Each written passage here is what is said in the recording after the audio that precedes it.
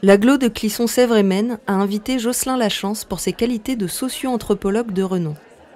Spécialisé dans le développement des jeunes, il donnait le 11 octobre une conférence à Remouillé, puisant dans ses premiers travaux qui furent sur le rapport au temps des jeunes. D'où vient cet intérêt ? Je me suis posé la question de qu'est-ce que ça veut dire de se projeter dans l'avenir pour un jeune aujourd'hui. Donc, on sait qu'il y a quand même beaucoup de questions d'inquiétude aujourd'hui. Qu'est-ce que ça veut dire se projeter dans l'avenir? Comment sont créées les inquiétudes, d'une part, mais c'est aussi comment on vit ces rythmes au quotidien. On le sait, on impose quand même plusieurs contraintes temporelles aux jeunes. On leur demande d'arriver à l'heure, on leur demande de composer avec le temps de la famille, etc. Donc, comment les jeunes s'approprient ces rythmes et comment ils vont se projeter dans l'avenir. C'est une des façons pour devenir autonome finalement, parce qu'on y pense, les adultes, lorsqu'ils sont autonomes, ils savent organiser leur vie, organiser leur temps, mais il y a aussi une chose importante dans notre société contemporaine, c'est qu'il faut montrer qu'on est maître de notre temps surtout, si on veut se montrer autonome. Si on a l'impression que les autres décident toujours pour soi, ça peut être un peu difficile à vivre et c'est une des difficultés des ados, parce que d'un côté, on leur dit sois autonome, montre que tu te gouvernes par toi-même, mais d'un autre côté, on les oblige à suivre des rythmes qui d'ailleurs, des fois, ne font pas sens du tout pour eux. Quand vous parlez d'autonomie, qu'est-ce que vous englobez dedans ? Moi, pour moi, l'autonomie, c'est vraiment un sentiment. Parce que quand on y pense bien, un être humain ne peut pas se gouverner par lui-même. Je veux dire, on fait avec des contraintes, on fait avec les autres, avec le regard de l'autre. Donc, on est dans un réseau d'interconnexion, d'interdépendance avec les autres. Mais dans nos sociétés, par contre, il faut afficher qu'on est autonome. Et ça, c'est une injonction très, très forte. Et les ados, évidemment, ils doivent montrer qu'ils deviennent adultes. Et une des façons, ça va être d'afficher qu'ils sont autonomes. Donc, c'est une contradiction dans laquelle on les met. Et donc, ils vont chercher différentes manières de le montrer. Si on prend l'exemple du rapport au temps, ils vont, par exemple, trouver très contraignants les temps scolaires, les temps familiaux. Et là, qu'est-ce qui va se passer à l'adolescence? Ils vont commencer à se désynchroniser. C'est-à-dire qu'ils vont être un peu en retard, ils vont traîner de la patte, ils vont aller plus rapidement. Ils vont toujours essayer d'être un petit peu en marge de ce qu'on leur impose. Et quand on fait des entretiens avec eux, comme je fais dans le cadre de mon travail, on se rend compte en fait que c'est une manière de se dire, finalement, je ne suis pas complètement assujetti aux autres et aux adultes. Et donc, finalement, je me prouve à moi-même que je suis autonome.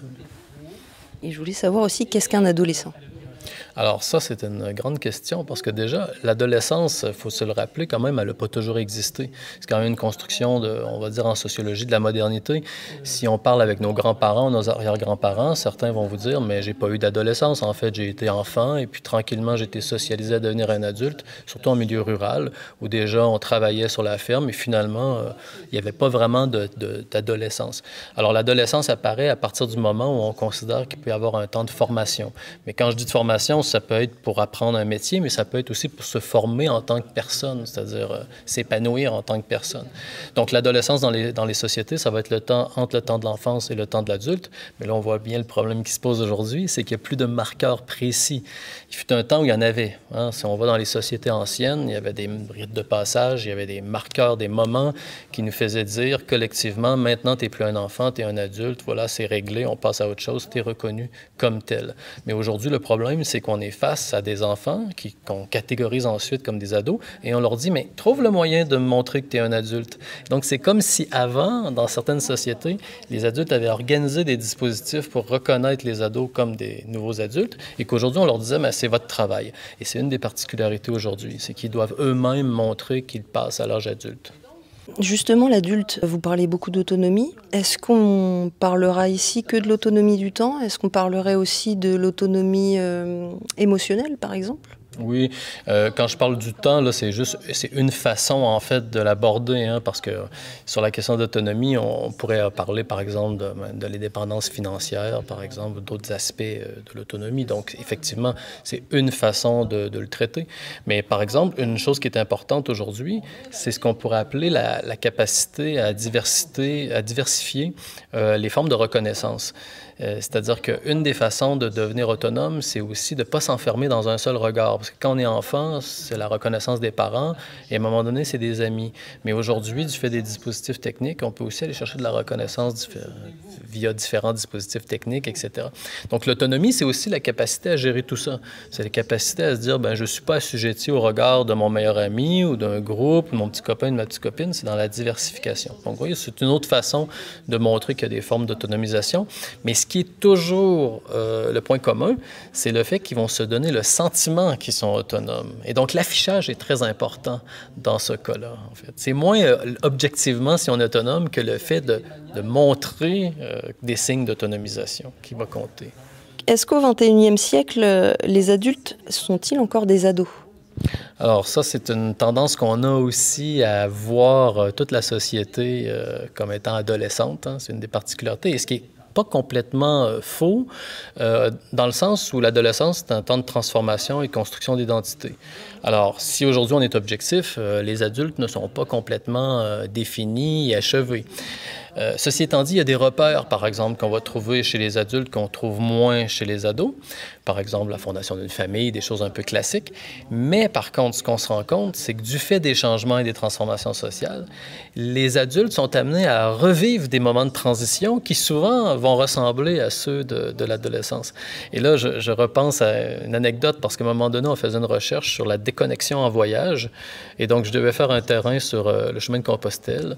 Et il y avait beaucoup de jeunes retraités qui étaient sur place. Et ce qui était très, très drôle, c'est que ça me rappelait mes recherches, en fait, sur les auberges de jeunesse chez les jeunes, parce qu'on avait là des groupes de personnes qui, en fait, parlaient de leur aménagement pour passer à l'âge de la retraite et qui étaient dans une forme d'incertitude et qui disaient, ben je suis parti marcher, donc comme je suis parti en backpacking, par exemple, pour penser l'avenir, pour réaménager ce temps-là, et toujours en se mettant à l'épreuve en même temps, parce qu'on sait que dans les rites comme ça aménagés par les ados, ils vont souvent se mettre à l'épreuve. Et là, ils faisaient exactement la même chose, comme quoi c'est pas totalement adolescent, ce type de comportement, mais une chose est sûre, c'est que c'est souvent la première fois dans l'existence d'une personne qui vont vivre ce genre de moment de prise de risque ou d'aménagement. Donc, c'est ça la particularité peut-être. C'est surtout qu'ils n'ont pas nécessairement les mêmes ressources que des gens qui ont quand même un certain vécu et qui ont des appuis un peu plus solides.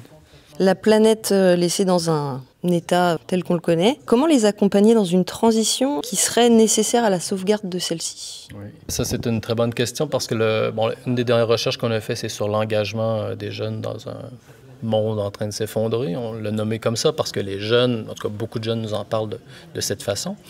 Alors, ce qui a vraiment attiré mon attention, c'est qu'au fond, on se rend compte que dans le processus d'engagement, il y a vraiment une forme de surresponsabilisation de la personne. C'est-à-dire que souvent, au départ de l'engagement, ces jeunes vont nous dire, de différentes façons forcément, mais ils vont quand même nous dire j'ai quand même un peu honte d'appartenir à ce groupe, à cette société qui pollue, capitaliste, etc. Et donc, qu'est-ce qu'ils vont faire? C'est qu'ils vont commencer à s'engager pour se distinguer, mais on voit que le sentiment de honte ou parfois de culpabilité va pas disparaître, il va changer j'ai envie de dire, d'échelle. Ils vont le vivre, par exemple, quand ils vont commencer à s'affirmer et que des gens vont rire d'eux ou ils vont essuyer des moqueries, voire des insultes ou même de l'hostilité. Et donc là, ils vont nous parler de la honte, de l'étiquette qu'ils doivent porter. Et évidemment, la plupart des jeunes vont aller un petit peu plus loin, ils vont passer par-dessus. Mais il y a encore un déplacement de la honte, c'est qu'ils vont nous dire, ben, maintenant, j'ai plus honte d'être un écolo, par exemple. Mais ils vont nous dire, ben oui, mais maintenant, j'ai honte de ne pas être à la hauteur de mes propres convictions, parce que comme on le sait, l'écologie peut s'appliquer à dans n'importe quel retranchement de l'intimité. Hein, au quotidien, on peut se poser des questions surtout. Et donc, qu'est-ce qu'on voit? C'est qu'on voit des jeunes qui sont dans des formes d'inégalité, parce que, évidemment, quand on a 22, 23 ans, ça peut encore aller. Ceci étant dit, même des jeunes à cet âge-là ont montré une grande détresse. Mais lorsque vous avez 14 ou 15 ans et que vous commencez à vous poser des questions à chaque fois que vous allez aux toilettes, que vous prenez une douche, que vous prenez un moyen de transport, on voit quand même qu'il y a une espèce de contamination de l'esprit par la question et une surcharge mentale très, très forte. Donc, autrement dit, ce qu'on a vu dans cette recherche, c'est que l'engagement qu'on a toujours vu comme quelque chose, comme une voie d'épanouissement, hein, engagez-vous, vous allez vous réaliser, on se rend compte que parfois, ça peut mener au contraire, ça peut mener à des formes de souffrance. Et donc, d'où l'importance de pas seulement encourager les jeunes à s'engager, mais de les accompagner pour vérifier quand même qu'est-ce que ça peut créer chez eux. Faut-il apprendre aux ados à développer leur sens de la réflexion? Alors oui, il faut les accompagner, mais une chose est certaine, par contre, c'est qu'ils sont quand même... La norme, c'est d'être hyper réflexif. Franchement, moi, quand je regarde des entretiens avec des jeunes, parfois de 14-15 ans, je me dis, mais on n'avait peut-être pas le même degré de réflexion. C'est lié, entre autres, aux dispositifs techniques et les différentes plateformes de réseaux sociaux, parce que ils vont, par contre, par exemple, vous expliquer que sur telle plateforme, on ne va pas se présenter de la même façon, on ne va pas dire les mêmes choses, les normes ne seront pas les mêmes. Sur Instagram, ça va être une autre, sur Snapchat, ça va être un autre, etc. Sur TikTok, on va faire autre chose, etc. Et donc, ils ont déjà acquis, la plupart, une forte conscience de on existe dans des contextes. Et donc, dans certains contextes, on fait certaines choses et dans d'autres contextes, on ne le fait pas. Et souvent, on a l'impression de l'extérieur qu'ils peuvent faire n'importe quoi, alors que c'est tout le contraire, c'est hyper normé, il y a des choses qu'on ne peut pas faire, il y a des choses qu'on peut faire. Et d'ailleurs, si vous ne respectez pas les normes en vigueur, vous pouvez être exclu par les autres. Parce qu'on va vous dire, oui, mais finalement, tu es un bébé, en fait, tu n'as pas encore compris comment ça fonctionne. Donc, il y a déjà une forte réflexivité. Et en même temps, l'adulte a quand même toujours sa place parce qu'il va y avoir des inégalités. Et c'est ça le problème. On prend l'exemple de l'image, par exemple. Ils vont voir des images qui vont peut-être parfois être dérangeantes, même si on prend l'exemple de la pornographie. On se rend compte en fait qu'ils ne sont pas tous égaux parce que ça va être une source d'information parmi d'autres. Donc, qu'est-ce que ça veut dire? Ça veut dire qu'il y a certains jeunes qui n'auront peut-être pas de meilleurs amis ou de groupes qui vont dire « mais non, c'est pas la réalité, c'est autre chose, etc. » ou qui n'auront pas des parents pour donner un autre discours, ou qui n'auront pas de cours d'éducation à la vie sexuelle et affective, etc. Ce qui fait qu'il y a une forme d'inégalité qui se crée. Et quand vous dites est-ce qu'il faut les accompagner et accompagner leur réflexion, bien, c'est surtout ça, en fait, c'est s'assurer que tout le monde ait les contre-discours pour pouvoir justement mettre à l'écart ces images ou ces informations qu'ils vont recevoir. S'il a des convictions, qui prennent aussi le courage de donner les siennes, malgré qu'en face, ça soit une toute autre logique. Oui, tout à fait. Mais en même temps, en fait, la plupart sur l'enquête, sur l'engagement, ils vont nous dire qu'ils ont envie de débattre. En fait, le problème, c'est la continuité. Vous savez, quand on parle du harcèlement, par contre, on dit toujours le problème, c'est qu'il y a une continuité. C'est vrai que c'est un vrai problème, mais c'est vrai pour d'autres phénomènes. Donc, l'engagement, c'est la même chose. Si vous êtes engagé et que vous vous rendez compte que tout le monde est au courant, bien, en fait, vous pouvez ne plus vous en sortir. C'est-à-dire qu'avec votre famille, vous allez être obligé de débattre du côté de votre père, du côté de votre mère, chez grand-maman, mais aussi au lycée, dans votre club de sport, etc.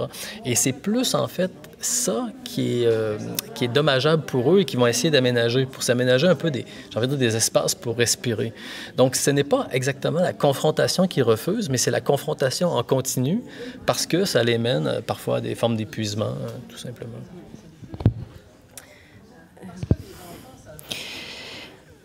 Pardon. Oui, c'était aussi la suite, c'est les accompagner comment les accompagner à prendre des initiatives plutôt qu'à obéir sans se poser de questions, quoi. Mais comme vous disiez, ils ont déjà beaucoup de réflexions.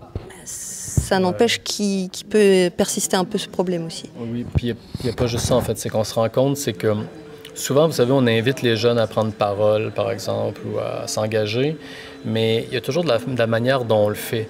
Et c'est vrai que dans les entretiens, mais même parfois quand des jeunes viennent me voir après une conférence comme ça, qu'on discute, ils vont me raconter qu'on leur a offert de prendre la parole sur une scène symbolique, c'est-à-dire qu'on leur a dit venez parler devant telle personne, venez parler de vos vacances, venez parler de, je sais pas, de vos projets. Et ils nous parlent beaucoup de comment les adultes en phase 2 réagissent. Donc oui, on peut dire oui, viens parler, viens t'engager, mais après, quelle est la réception effective? Et quand je dis la réception effective, juste dans le concret des interactions.